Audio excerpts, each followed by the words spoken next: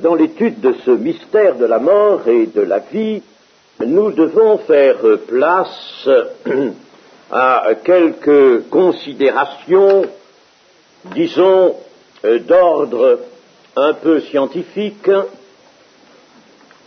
et ce qui nous occupe surtout, c'est de faire, quand l'occasion s'en présente, un rapprochement entre certains aperçus scientifiques, ou disons la pensée scientifique sur les problèmes de la vie, avec les données de la foi. Science et foi comparées, cela s'est fait à plus d'une occasion, et nous allons ce matin nous livrer un peu à cet exercice. Bien entendu, il n'est pas question, peut pas être question, il ne sera jamais question de démontrer, par exemple, l'existence de Dieu, n'est-ce pas, je mets ça au sommet, l'existence de Dieu par la voie d'un raisonnement, par une suite de déductions, si d'aucuns l'ont tenté, Descartes, par exemple, aussi un auteur plus récent, celui qui a écrit Human Destiny, Le Conte d'une Nuit, eh bien, ce ne sont pas en réalité des démonstrations qu'ils ont faites. Ils ont montré simplement que dans l'avenue d'une certaine logique, on pouvait reconnaître l'existence de Dieu, mais ils n'ont pas fait de démonstration, car la chose est impossible. C'est par la foi, nous dit l'Écriture, par la foi seulement que nous pouvons reconnaître que Dieu existe.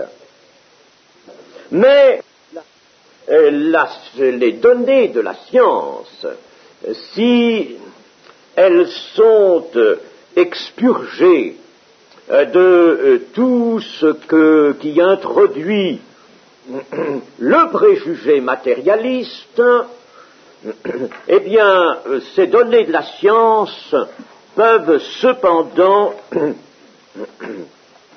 concourir à établir une certaine métaphysique, disons une certaine philosophie qui ne peut jamais être contraire aux assertions de la foi, aux affirmations, aux proclamations de la révélation de Dieu. Nous voyons qu'il ne peut pas y avoir opposition entre une science pure, c'est-à-dire une science d'observation, mais dégagée de considérations, de conclusions ou d'hypothèses, elle-même motivée par des préjugés.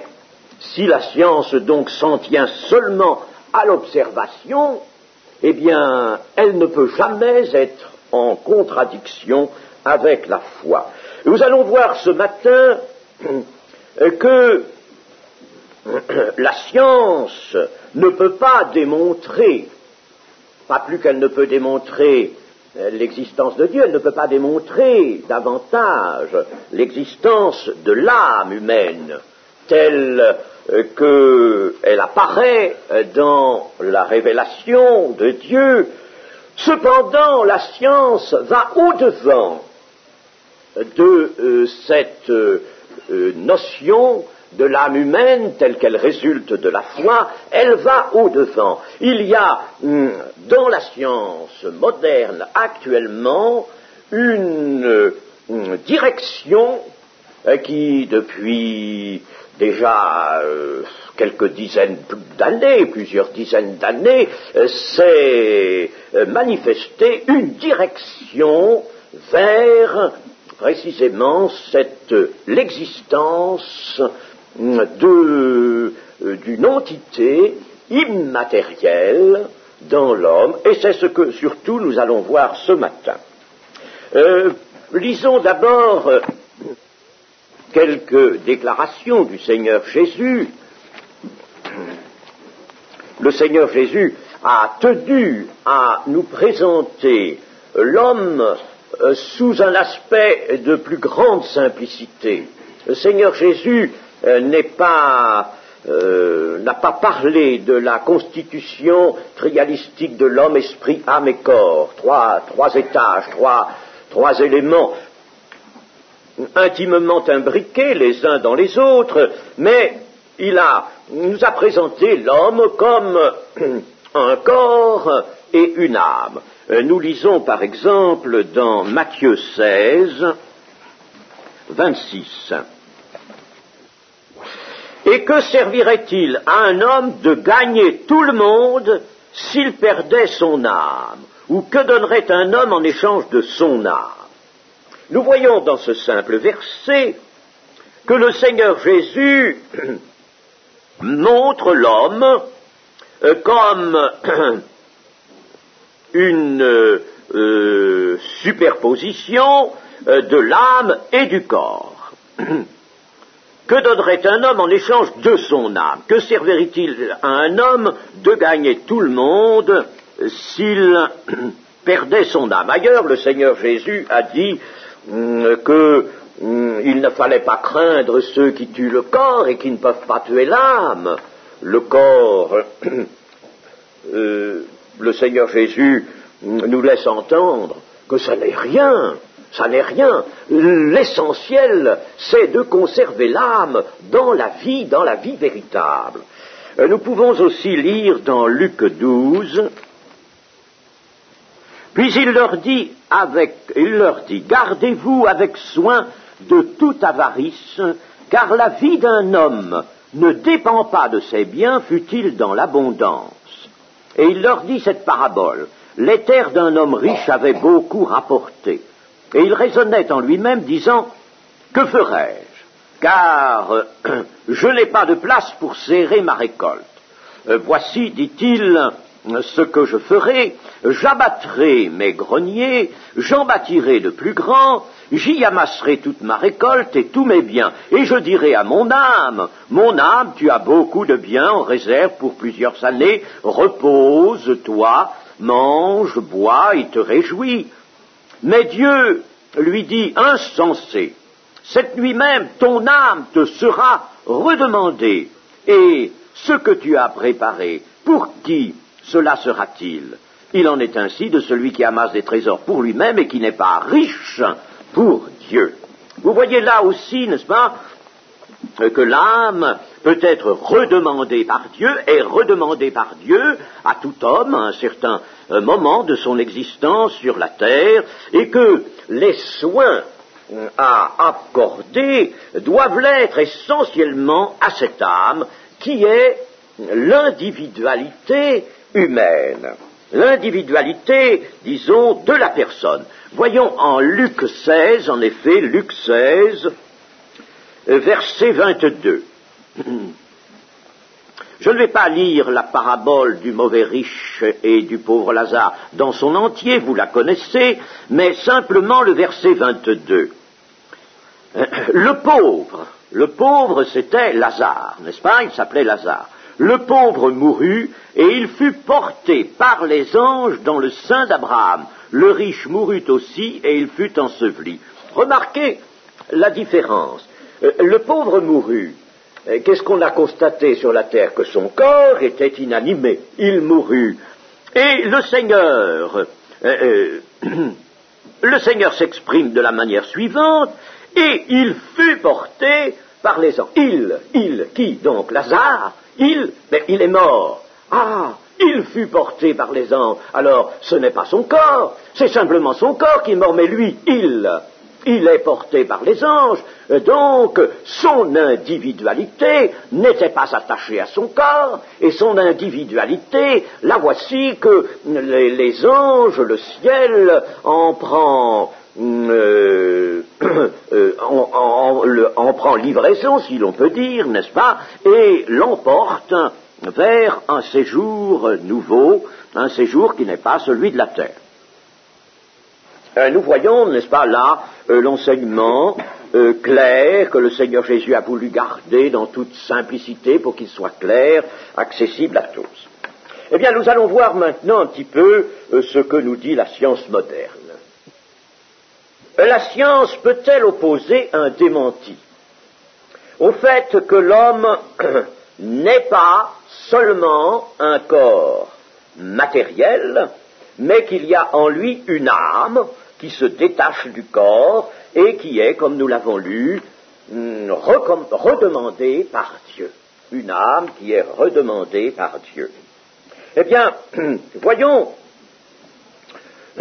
à certains égards, et d'après les travaux scientifiques, ce qu'est le corps humain. Quand nous parlons du corps humain, bien sûr, nous parlons aussi du corps de beaucoup d'organismes vivants. Nous débordons même le règne animal pour aller jusqu'au règne végétal, et bien des choses qui sont dites sont valables aussi pour le règne végétal et par conséquent pour, disons d'une façon générale, tous les organismes vivants. De quoi d'abord les corps sont-ils faits?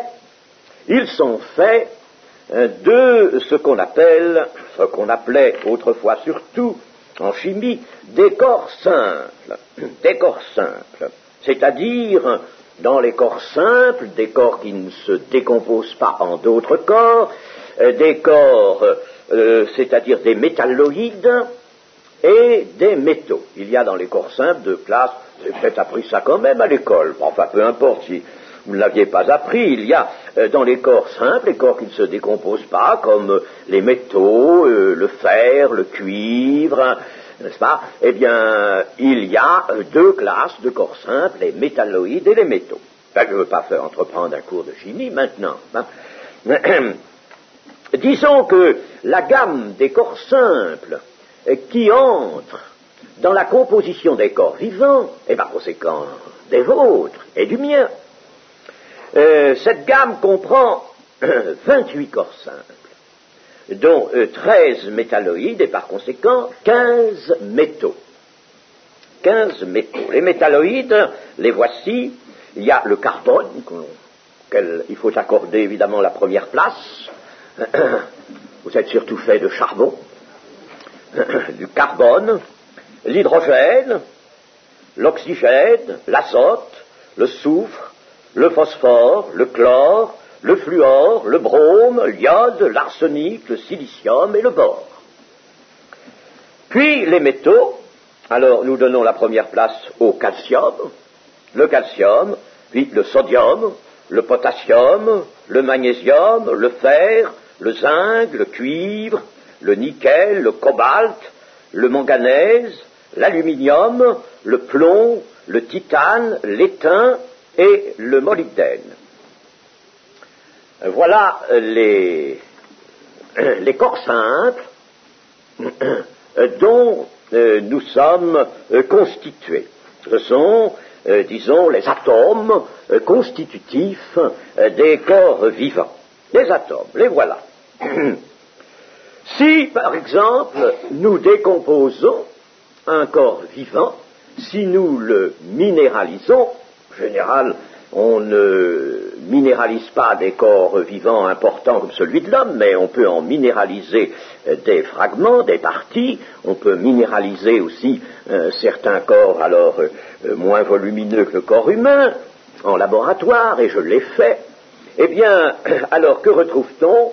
Un petit tas de ces atomes, n'est-ce pas, que nous venons de nommer, un petit tas, un petit tas en proportion très inégale, évidemment. Il y a certains métaux qui figurent en très petite quantité dans le corps humain. Ce sont en général les oligo-éléments, ce qu'on appelle les oligo-éléments, mais enfin, ils sont quand même là. Et on arrive donc à un tout petit tas de ces corps simples qui existent dans la Terre, tous ces atomes-là existent dans la Terre, hein, on les isole, on peut les prendre dans la Terre, et par conséquent, nous sommes réellement faits de la poussière de la Terre. Et ça, la Bible avait énoncé cela bien avant que la science puisse le reconnaître. Alors, quelle est la différence entre un organisme vivant et la matière brute, la matière inerte de la Terre, puisque les atomes sont d'un côté comme de l'autre les mêmes. Les atomes que l'on trouve dans les corps vivants, ils sont dans la Terre, alors quelle différence y a-t-il? Une énorme différence. Une énorme différence. Et il faudrait bien sûr que nous revenions aux déclarations de l'Ecclésiaste, qui dans le fond, n'est-ce pas, sont des déclarations scientifiques, simplifiées bien sûr, mais enfin ce sont des déclarations tout à fait scientifiques. Dans le chapitre 3, nous avons lu ceci, au verset 19, car le sort des fils de l'homme et celui de la bête sont pour eux un seul et même sort, comme meurt l'un, ainsi meurt l'autre, ils ont tous un même souffle, nous allons voir ce qu'est ce souffle, le souffle de la vie. Nous avons dit que c'était un principe immatériel, et la supériorité de l'homme sur la bête est nulle, car tout est vanité, tout va dans un même lieu, tout a été fait de la poussière, et tout retourne à la poussière. Mais le souffle, lui, s'en va, et l'Ecclésiaste, qui, en somme, veut parler en sage, c'est-à-dire, si vous voulez, selon une certaine connaissance à partir de l'homme, eh bien, il dit, qui sait si le souffle des fils de l'homme monte en haut et si le souffle de la bête descend en bas dans la terre. Mais sa constatation est tout à fait vraie, et elle correspond très bien à ce qui se dégage des connaissances scientifiques de l'heure. Eh bien, les atomes vont former entre eux ce qu'on nomme des molécules, c'est-à-dire des composés. Ils se salissent entre eux, suivant des règles que l'on connaît très bien maintenant. Les atomes forment donc des molécules, et ces molécules, dans la matière inerte, sont simples, ne contiennent pas un grand nombre d'atomes, tandis que dans les molécules qui vont composer les tissus vivants de l'organisme vivant, on va trouver alors des molécules très grandes, des molécules géantes même par rapport aux molécules que l'on trouve dans la Terre, n'est-ce pas, dans la biosphère.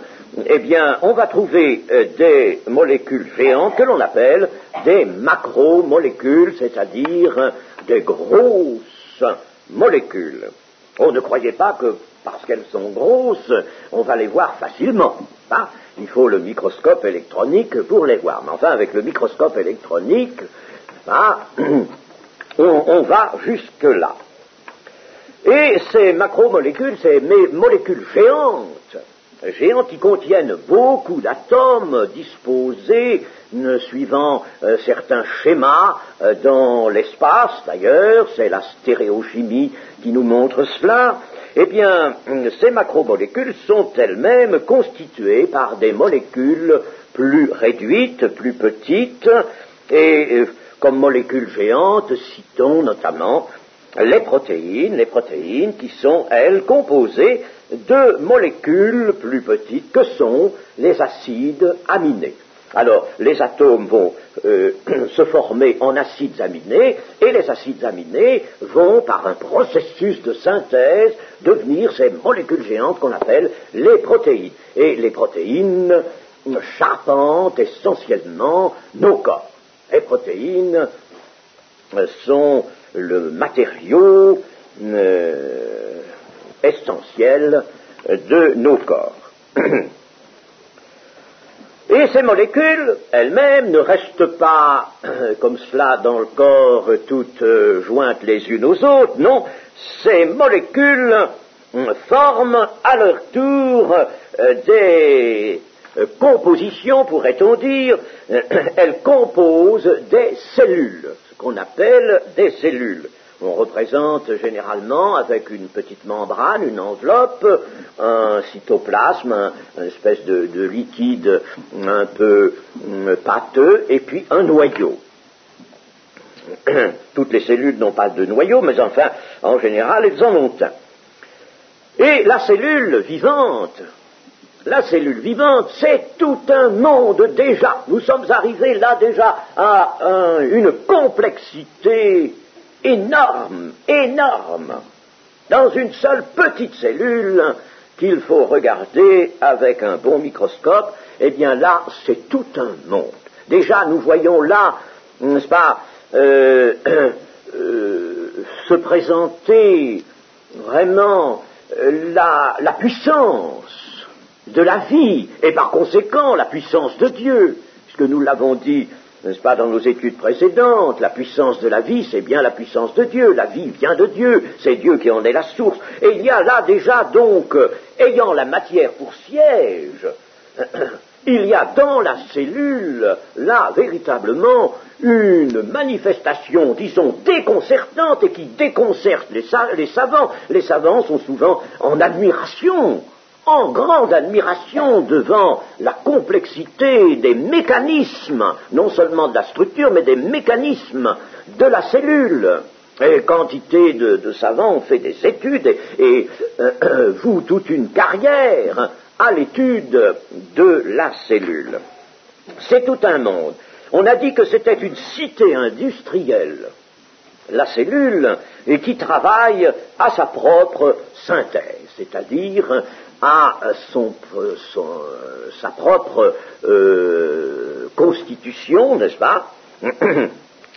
Il y a dans la nature des êtres qu'on appelle unicellulaires qui ne sont constitués que d'une seule cellule. La bactérie, par exemple, ou des cellules alors plus complexes, amibes par exemple aussi. Alors, ces êtres unicellulaires, eux, n'ont qu'une seule cellule, et cette cellule est une unité vivante, une unité fonctionnelle. Cette cellule assure les fonctions de la vie à elle seule. En ce qui concerne l'amibe, l'observation des amibes est quelque chose de très intéressant parce que alors on peut voir l'amibe assurer ses propres fonctions. On peut la voir par exemple s'emparer d'un quelque chose qu'on lui donne pour sa nutrition, n'est-ce pas, quelque chose qui va être pour elle un aliment. Bien sûr, c'est pas très grand, c'est petit. Elle le prend, n'est-ce pas, elle l'incorpore, et puis elle rejette après ce qu'elle ne veut pas de cet aliment qu'on lui a donné. Ah, c'est très très intéressant de voir vivre des êtres unicellulaires comme les amibes, par exemple. La bactérie, alors là, c'est tout autre chose. En général, on se sert dans toutes les expériences, et toujours maintenant, de la bactérie qui est la cellule la plus simple, et c'est sur elle que l'on fait quantité d'expériences. Puis alors, il y a les êtres qu'on appelle pluricellulaires. Les êtres pluricellulaires dont nous sommes, alors ce sont tous ceux qui sont constitués d'un nombre plus ou moins grand de cellules qui, ensemble, vont constituer une unité. Ce n'est plus la cellule qui est l'unité fonctionnelle, mais c'est la cellule qui contribue, la cellule en un grand nombre d'exemplaires, n'est-ce pas, qui, toutes ensemble, ces cellules constituent une unité fonctionnelle. Alors, dans un corps comme le nôtre, n'est-ce pas, les cellules, il faut les compter par milliards, millions et milliards, n'est-ce pas? Il y en a des quantités. Et les cellules sont, comme on dit, différenciées, c'est-à-dire qu'elles n'ont pas toutes le même rôle dans le corps, elles sont spécialisées. Elles se sont spécialisées et chacune, dans son tissu, elles forment ce qu'on appelle des tissus, le sang étant lui-même d'ailleurs un tissu. Alors, elles forment des tissus vivants et là, leur travail est coordonné. Et les tissus eux-mêmes travaillent dans une coordination pour assurer la vie, le maintien et l'équilibre de l'organisme vivant. Voilà, n'est-ce pas, déjà, un miracle, c'est un miracle constant. L'organisme vivant, alors prenons, si vous voulez, alors venons à notre échelle, l'organisme vivant tel que le corps de l'homme, il vaut mieux maintenant que nous restions à l'homme, eh bien, l'organisme vivant qu'est l'homme a une structure. Les organismes animaux aussi, les plantes aussi, bien sûr. Une structure. Des fonctions s'exercent dans cet organisme pour assurer son existence et, comme je vous l'ai dit, une remarquable coordination s'y exerce. Quand cette coordination est parfaite et bien maintenue, c'est la santé pour cet organisme. Parmi les fonctions, je citerai simplement la plus essentielle, la nutrition. La nutrition, c'est quelque chose que la matière inerte ne peut pas faire et ne fait pas. Enfin, un caillou ne va pas absorber des substances qui lui sont étrangères, se les incorporer et en faire sa propre substance à lui pour croître en dimension, par exemple, et en poids. Non, pas du tout. Ça, c'est bien le propre de la vie. La nutrition, suivie de l'assimilation. Il faut que l'aliment, les substances servant d'aliment soient assimilées, c'est-à-dire transformées progressivement en la substance même du corps, n'est-ce pas? Avec, bien entendu, élimination de ce qui ne peut pas servir.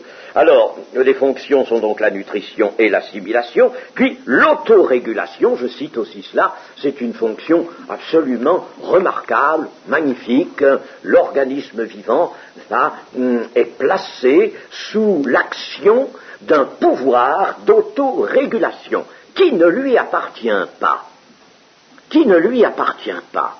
Alors, vous voyez, n'est-ce pas, faisons une petite digression, quand vous êtes en mauvaise santé, il y a quelque chose qui est déréglé dans cette coordination, dans cette autorégulation, localement ou dans l'ensemble de l'organisme, quelque chose qui est déréglé, mais la remise en marche d'une bonne régulation, d'une autorégulation, n'est-ce pas, d'une régulation qui va se faire dans l'organisme lui-même, cela n'est pas au pouvoir du seul organisme, il faut faire appel à... C'est là, vous voyez, que la guérison dépend bien de Dieu. Et on peut dire que cette nutrition particulièrement, nous regardons comme la principale des fonctions physiologiques, eh bien, cette nutrition assure une rénovation des matériaux du corps, une rénovation moléculaire, par conséquent, incessante. Ça, c'est la grande constatation des biologistes, du monde scientifique, une rénovation moléculaire incessante. Et cette rénovation moléculaire est le signal, c'est-à-dire la manifestation caractéristique importante de la vie des corps. Si la rénovation cesse, nous allons le voir, la mort survient. Donc, rénovation incessante de la substance du corps. Si bien que la vie physique, la vie du corps, la vie physique, est un double mouvement de décomposition des matériaux usés, matériaux qui ont travaillé et qui ne peuvent plus travailler, ils sont décomposés, ils vont former les déchets, être transportés par le sang. C'est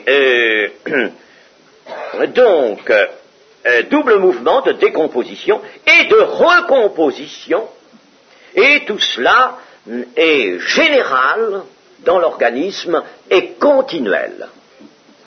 Il y a ce double mouvement de décomposition dans le corps d'un petit enfant, cela est déjà en route, n'est-ce pas?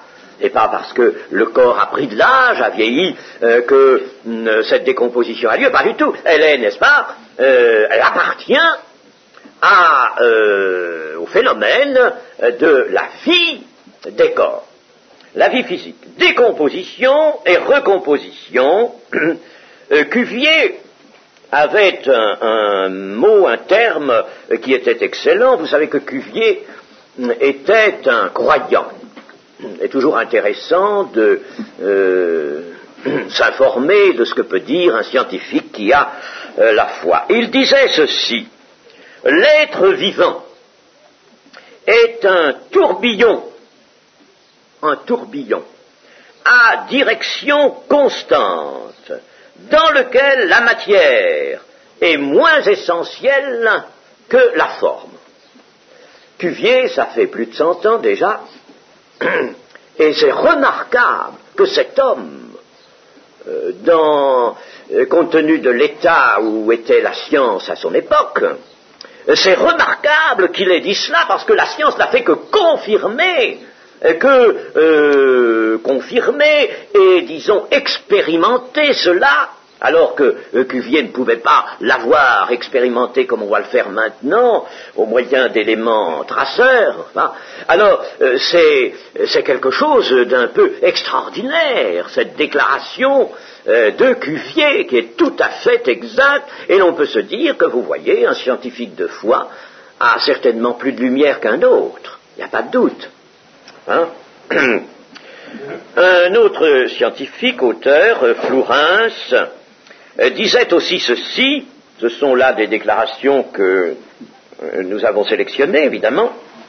Flourens disait: la vie est une forme servie par la matière. Une forme servie par la matière. La matière, dans le corps, eh bien, elle n'a pas le rôle essentiel, premier. Elle n'a pas le rôle primordial. C'est extraordinaire, ça, parce que l'idée courante, c'est que le corps, c'est sa matière, et quand on songe à conserver la vie de son corps, qu'elle semble précieuse, très précieuse, n'est-ce pas? Eh bien, on voudrait conserver la matière de son corps, alors on lui accorde toutes sortes de soins, des crèmes, des traitements, pas? Eh bien, comme elles sont stupides. Nos pauvres femmes d'aujourd'hui qui se soignent avec tant de lait sophistiqué, tant de crèmes, tant de produits de beauté, parce qu'elles soignent la matière qui, elle, est secondaire et qui ne subsiste pas. Mais si elles recherchaient le maintien d'une certaine, disons, tenue du corps, je ne veux pas dire toujours une certaine beauté, si elle recherchait ce maintien par d'autres voies, elle l'obtiendrait bien plus sûrement qu'en essayant de donner à la substance de leur corps toutes sortes de choses que la publicité leur dit être bénéfiques, être magnifiques, la nutrition des substances, oui, la substance de leur peau va se décomposer, elle aussi, et s'en aller être remplacée par une autre. Et c'est ce remplacement qui est intéressant. Un autre auteur qui se nomme Kahan, qui a été, je ne sais pas s'il l'est toujours, je ne crois pas, professeur de biochimie à la faculté des sciences de Montpellier, note que l'auto-renouvellement de la substance du corps est le caractère fondamental de la vie. Ce renouvellement, c'est pas la matière qui est la chose essentielle, je vous le disais, c'est le renouvellement de cette matière, l'auto-renouvellement de la substance, et Kahn était un homme dont les idées penchait plutôt vers le matérialisme. Cependant, lui comme d'autres scientifiques, quand ils sont obligés de rendre compte de leurs travaux, de leurs constatations, s'ils n'y mêlent pas le mauvais sel de leur philosophie, n'est-ce pas, eh bien, tout va très bien, ils constatent des choses qui sont vraies, qui sont utilisables. Oparine lui-même, n'est-ce pas, et qui, je vous le dis, par appartenance, par nationalité, étant inclus dans un système communiste et par conséquent marxiste, athée, n'est-ce pas, eh bien, est obligé évidemment de se faire le reflet de la philosophie qui est officielle et qui est imposée dans un tel système politique. Eh bien, Oparine lui-même est émerveillé de la vie, des manifestations de la vie dans les organismes vivants ou dans les cellules. C'est bien lui qui a écarté, mais d'une façon tout à fait radicale, l'intervention du hasard, un malheureux savant de notre France, Jacques Monod, avait pourtant, lui, réintroduit dans sa thèse publiée en 1971 ce livre, Le hasard et la nécessité. Puisque tout est renouvelé, la matière est renouvelée, alors, qu'est-ce qui est permanent? Qu'est-ce qui subsiste? Qu'est-ce qui persiste en nous? Si tout est changé, le corps est entièrement renouvelé, alors qu'est-ce qui persiste? Eh bien, ce qui persiste, c'est la structure, c'est-à-dire, si vous voulez aussi, la forme. C'est la structure qu'on appelle volontiers, en langage scientifique, la forme. Et cette permanence de la structure est la seule base, il n'y en a pas d'autre, de l'individu physique.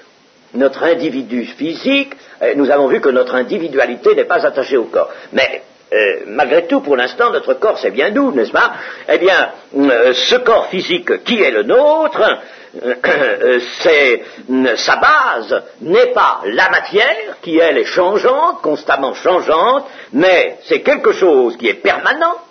Il faut bien que quelque chose soit permanent, et ce permanent, c'est la forme, la structure. Aussi, notre corps a-t-il un double aspect? Il a un aspect chimique, par, si vous voulez, la nature des composés dont il est formé, un aspect chimique, n'est-ce pas? Bon, ces composés changent complètement, n'est-ce pas? Et ils sont rejetés, d'autres les remplacent. Alors, il y a cet aspect chimique, et il y a l'aspect structurel, la structure, la forme. Et c'est ça qui demeure, c'est ça qui subsiste. Mais la structure, la forme, ce ne sont pas les matériaux du dehors qui la donnent. Ce ne sont même pas, disons, les matériaux du dedans qui peuvent la maintenir. Bien qu'ils servent à cela, ils ne peuvent pas la maintenir. La structure, la forme, est donc quelque chose qui échappe à la matière, quelque chose qui est au-dessus de la matière, quelque chose qui s'impose à la matière. Ah, alors nous échappons déjà, n'est-ce pas, à l'idée du matérialisme qui veut tout enfermer dans la matière. Le matérialisme est une folie, une chose illogique, insensée. C'est illogique, entièrement illogique, le matérialisme. Et c'est pour ça que l'apôtre Paul, dans les Romains, n'est-ce pas, s'insurge comme il le fait dans le chapitre 1er des Romains, lorsqu'il dit au verset 18, « La colère de Dieu se révèle du ciel contre toute impiété et toute injustice des hommes qui retiennent injustement la vérité captive. » Ce n'est pas autre chose que font certains savants qui ne veulent pas tirer les sages conclusions de leurs travaux. Car ce qu'on peut connaître de Dieu est manifeste pour eux, Dieu le leur ayant fait connaître. En effet, les perfections invisibles de Dieu, sa puissance éternelle et sa divinité, se voient comme à l'œil depuis la création du monde. Quand on les considère dans ses ouvrages, c'est ce que nous faisons maintenant, ils sont donc inexcusables, puisqu'ayant connu Dieu, ils ne l'ont point glorifié comme Dieu, et ne l'ont point rendu grâce, mais ils se sont égarés dans leurs pensées, et leur cœur sans intelligence a été plongé dans les ténèbres. Voyez-vous, même les savants, cœur sans intelligence, peuvent avoir l'intelligence, mécaniste, mais ils n'ont pas un cœur intelligent. Un double aspect, l'aspect chimique et l'aspect structurel des corps. Alors, nous arrivons à cela, n'est-ce pas? Il y a un double point de vue, un double aspect en considérant nos corps. Il y a la composition chimique, et puis il y a la structure. Et qu'est-ce qui se transmet des parents aux enfants ou d'une génération à l'autre? Qu'est-ce qui se transmet? Alors, voyons les enfants, par exemple. Que tiennent-ils de leurs parents? Eh bien, tiennent-ils vraiment une substance qui est la même substance que celle du père et de la mère? Non, pas du tout. Absolument pas. Non, rien. Rien. Ils ne tiennent pas cela, ils tiennent une structure de la part de leurs parents, une structure. Ils tiennent un plan, un plan général, un plan très complexe, un plan. Ils tiennent un modèle. Et ils ont reçu de leurs parents certaines molécules, des macromolécules, des grosses molécules, qui sont codées. Il y a un code. Un code.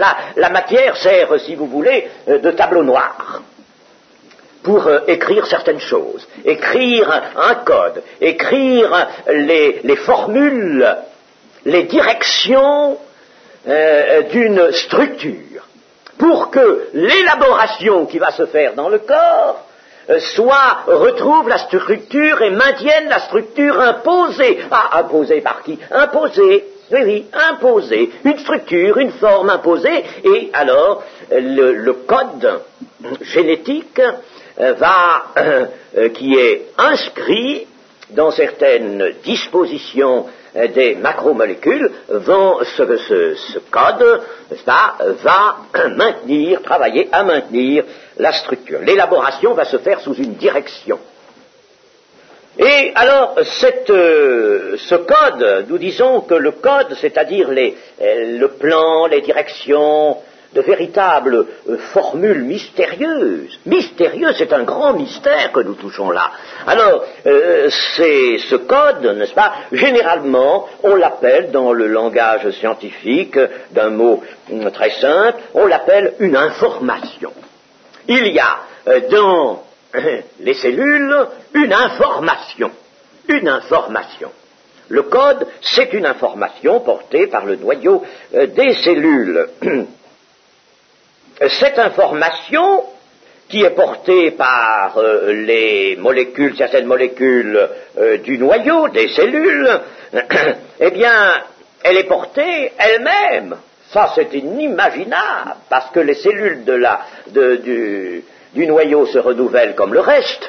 J'ai dit que tout était en renouvellement. Eh bien, elle est portée par une matière qui, elle, ne subsiste pas, une matière qui est en renouvellement.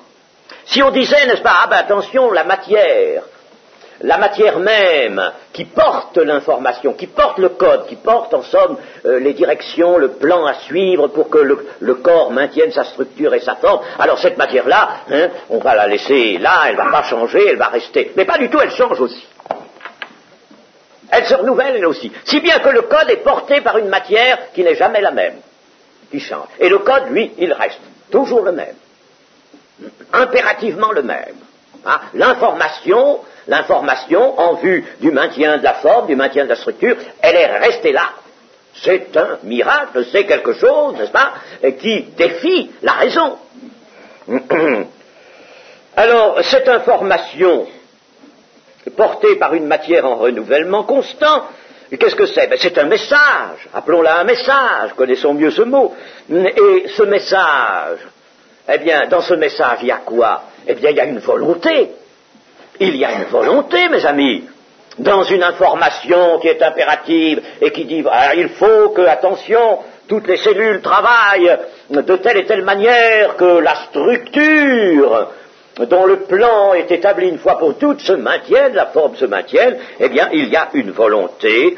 Et alors, chers amis, il nous est facile, nous, de passer de ces constatations à notre Bible, qui nous dit, par exemple, dans l'Apocalypse ceci, chapitre 4, verset 11, chapitre 4, verset 11, « Tu es digne, notre Seigneur et notre Dieu, de recevoir la gloire et l'honneur et la puissance, car tu as créé toutes choses.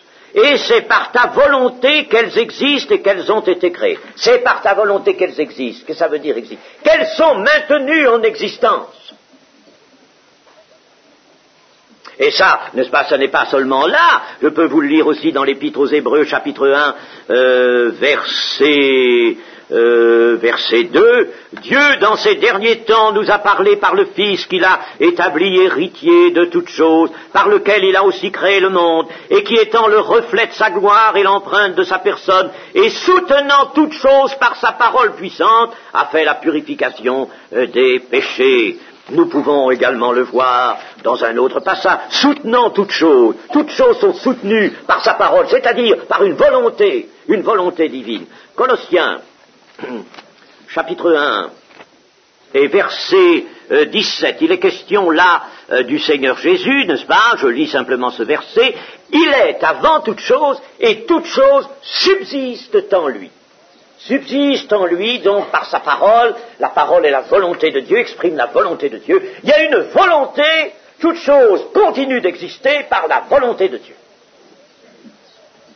Et cette volonté, alors, à l'échelle du corps vivant, à l'échelle de notre corps, à l'échelle de nos cellules, cette volonté, elle a traduite, elle a implanté par une information, un code génétique, un code qui est là installé dans les noyaux des cellules et qui ne bouge pas, qui ne varie pas. Car la volonté de Dieu est impérative. Vous voyez que notre corps nous donne des leçons. Dans la vie physique, nous allons constater des phénomènes comme la nutrition, l'assimilation, l'autorégulation, la régulation du corps, de la vie du corps, la régulation de tous les processus physico-chimiques, parce que si on les laissait aller, ces processus physico-chimiques, et c'est ce qui arrive dans certains états pathologiques, ces processus, n'est-ce pas, ils exagèrent, et ils s'amplifient au détriment d'autres, n'est-ce pas, dans un sens ou dans l'autre. Il y a un dérèglement hormonal, par exemple, n'est-ce pas? Alors, il y a une exagération d'un processus. Eh bien, dans l'état de santé, dans le bon état de santé, la régulation se fait, chaque hormone joue son rôle, et puis, pour ne pas qu'elle déborde, alors va intervenir une enzyme qui va bloquer le processus hormonal juste à temps. N'est-ce pas? Oh, c'est merveilleux. Il y a une régulation qui s'opère dans le corps et qui est merveille, et les savants voient cela. Alors moi, je dis, ils sont inexcusables, ceux qui n'ont pas la foi. Et il y a la régénération constante des tissus, le vieillissement étant donc une exception progressive qui se manifeste progressivement à cette régénération, et cela, ça ne peut venir que de quelque chose du dehors. C'est Dieu qui a arrêté, c'est Dieu qui a dit tu mourras, parce que sans quoi le corps était fait pour vivre continuellement. Il n'y a pas de raison qu'un corps ne vive pas continuellement. La logique, ce n'est pas le vieillissement. D'ailleurs, il y a une branche de la médecine aujourd'hui qu'on appelle la gérontologie et qui étudie les phénomènes du vieillissement. Et dans cette branche, l'expérimentation déjà apportée a pu mettre en lumière le fait que ces phénomènes de vieillissement devraient être évités, pourraient être écartés. C'est pas l'homme qui les écartera. Il ne pourra peut-être que essayer d'empêcher qu'ils ne surviennent trop vite et trop tôt. C'est tout ce qu'ils pourront faire. Ainsi, le corps est composé d'une matière chimique, physique et chimique, et d'un principe d'information. C'est le principe d'information qui dirige, qui organise, qui maintient la forme. Le mot, je vous ai dit qu'on préférait le mot forme au mot structure, le mot forme. Et cette chose-là ne nous déplaît pas parce que dans la Bible, il est surtout parlé de forme. C'est le mot forme, et la traduction est littérale, là, n'est-ce pas? C'est le mot forme qui est dans le texte biblique. Par exemple, dans, Marc 16, 12. Après cela, il apparut sous une autre... C'est Jésus-Christ, il s'agit de Jésus. Après cela, il apparut sous une autre forme à ceux d'entre eux qui étaient en chemin pour aller à la campagne. Jésus, à ce moment-là, n'est-ce pas, ressuscité, pouvait changer de forme. Il a changé de forme. Il a changé, si bien qu'on ne l'a pas reconnu. On ne le reconnaissait pas. Il a changé de forme. Et puis, nous pouvons lire dans... mais nous ne pouvons pas, nous-mêmes, changer de forme, n'est-ce pas? Ce qui est né de la chair est chair. Ça ne bouge plus. Eh bien, dans Philippiens, chapitre 2, verset 6, ou verset 5, « Ayez en vous les sentiments qui étaient en Jésus-Christ, lequel, existant en forme de Dieu, voyez-vous, en forme de Dieu, n'a point regardé comme une proie arrachée d'être égal avec Dieu, mais s'est dépouillé lui-même en prenant une forme de serviteur, en devenant semblable aux hommes, ayant paru comme un simple homme. En venant dans une chair semblable à la nôtre, il prend une forme, une structure, qui est celle de l'humanité. Il prend une forme, mais il existe une forme de Dieu, n'est-ce pas? Je ne veux pas spéculer, savoir ce qu'est cette forme, mais il y a, n'est-ce pas, une personne divine, Dieu le Père, n'est-ce pas? Dieu le Père, on ne peut pas le confondre avec Dieu le Saint-Esprit, bien que ce soit Père, Fils et Saint-Esprit une seule personne, une personne unique, cependant, n'est-ce pas, nous avons à les connaître aussi dans leurs opérations séparées, n'est-ce pas? Eh bien, une forme de Dieu, en parlant de Dieu, le Père, n'est-ce pas? Il est dit cela que Jésus existait, lequel existant en forme de Dieu, ce qui montre ici la divinité de Jésus, il existait en forme de Dieu, comme il va exister après incarnation en forme humaine, en forme d'homme, en forme de serviteur. Hein? Il a pris une forme, il a pris une certaine structure. Hein? Eh bien là, il existait en forme de Dieu et il n'a pas regardé comme une proie arrachée d'être égal, c'est-à-dire de rester, n'est-ce pas, uniquement dans cette forme de Dieu parce qu'il vient prendre une forme de serviteur. Alors, l'idée de forme est une idée en somme jointive en ce qui concerne la science et la foi. C'est pas une idée magnifique. Les savants se servent beaucoup de ce terme. Et ça ne veut pas faire allusion seulement à la morphologie, n'est-ce pas, c'est-à-dire à la forme extérieure des corps, mais forme veut dire structure. Non. Alors, le corps est donc fait d'une matière physique et d'un principe d'information, d'une forme, si vous voulez, d'une forme et d'une information. Une information qui dirige, qui organise, qui maintient la forme. Si le principe d'information disparaît, à un certain moment, n'est-ce pas, le principe d'information disparaît. Il cesse d'informer cet ensemble complexe qu'est l'organisme, qu'est le corps. Alors, il reste la matière que nous allons appeler cette matière non informée. Elle n'est plus informée si l'information brusquement s'en va. Elle reste matière non informée, alors tout de suite la décomposition apparaît, très vite. La décomposition apparaît, et puis elle cesse de se recomposer, c'est ce que nous appelons le cadavre.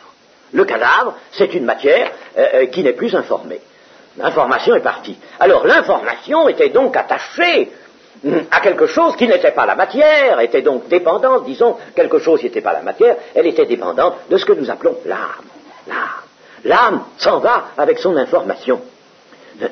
Alors, l'âme, et dans l'âme humaine, il y a, n'est-ce pas, le souffle de vie qui appartient aussi aux animaux, parce que les corps des animaux sont une matière informée aussi, n'est-ce pas?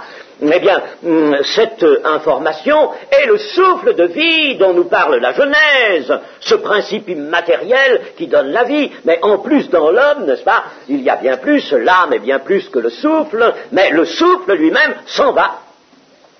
Quand l'âme s'en va, le souffle s'en va, l'information s'en va, une matière non informée, c'est un cadavre. Il ne peut pas y avoir en effet de corps sans information ou sans animation, si vous voulez, de nature immatérielle qu'est le souffle de vie. Si le corps vivant cesse d'être informé, eh bien, la forme ne peut pas subsister.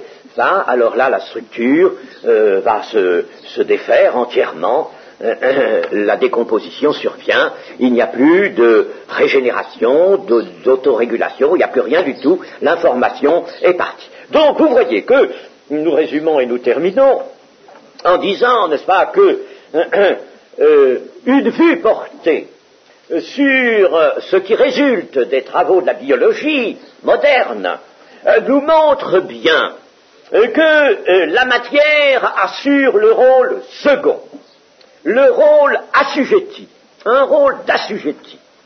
La matière est assujettie à un principe qui, lui, ne peut pas être matériel, parce que s'il était matériel, ce principe, il serait entraîné dans la matière, n'est-ce pas? Et il n'est pas entraîné, il est au-dessus de la matière, comme le disait aussi Maurice Vernet, qui était un grand savant, a écrit des livres remarquables de biologie sur le système nerveux, sur la vie, sur précisément les fonctions de la vie. Maurice Vernet lui-même disait « Il est impossible que les processus physico-chimiques qui interviennent pour cette décomposition et cette recomposition dans le corps, n'est-ce pas, contiennent, comme le disent des matérialistes, et c'est là une folie de leur part, n'est-ce pas, que tout soit là dans les phénomènes physico-chimiques. Les phénomènes physico-chimiques ne peuvent pas contenir le principe de régulation, ne peuvent pas contenir le principe de direction, d'élaboration. Il faut que ce principe soit au-dessus des processus physico-chimiques et les domine et les dirige, et par conséquent, s'il est au-dessus, il est dégagé de la matière.